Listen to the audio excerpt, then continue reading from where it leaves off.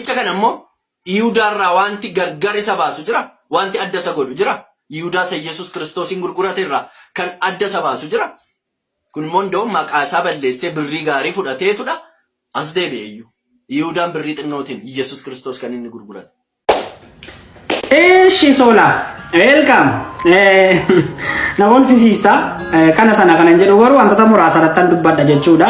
Inni jalqabaa namni kun nama wallaalaa miti, nama sirriitti beekuudha. Utuu wallaalaa ta'e nan dhibu Yihudaa wajjin maaltu garaagarummaa isa godha waan garaagaraa jetteetta jechuudha. Namni kamiyyuu dogoggoruu danda'a. Namni kamiyyuu waggaa 100 meeqas waldaa keessa turii dogoggoruu dandeessa jechuudha. Wanta irratti kaasu keessaa tokko jechuudha maalidha? Fakkeenyaaf Yihudaan gaafa sana Gooftaa Yesuusii wajjin qaamaan ture. Qaamaan bira jira Gooftaa Yesuusiin bira jechuudha. Inni iyyuu hin dogoggore. Inni kun immoo Yesuus Kiristoos bira qaamaan hin jiru. Nama foonidha. Maaf hin dogoggoru? Dogoggoreera. Okay. Sababa tajaajila isaa sababa maalsaa isaa achachi keenyus.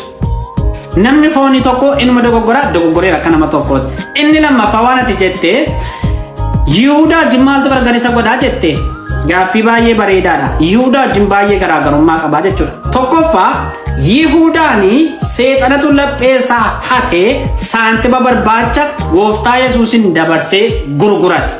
Barbaadee jechuudha itti yaadee jechuudha. Seexani lapheessaa gaafa hatu birrii barbaacha dhaqee jechuudha.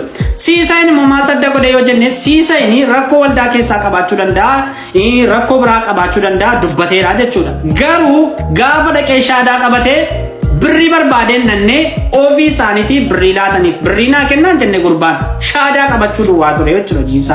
Shaadaa qabatee sana booda kan birriitti dhangalaase isaan mataa isaaniiti. Sun dogoggora siisaayitu hin taane dogoggora warra birrii kenniti jechuudha. So siisaayin birriidhaanii Gooftaa Yesuus gurgure yookaan kaade otoo hin taane isaa warra birrii kennetu akkas fakkeessee jechuudha. Malee gurbaanii birrii naa kennaan jenneen.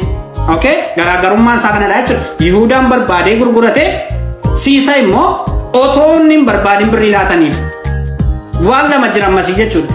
Yihudaanii gaafa Gooftaa Yesuusin gurgurate dabarsee jechuudha.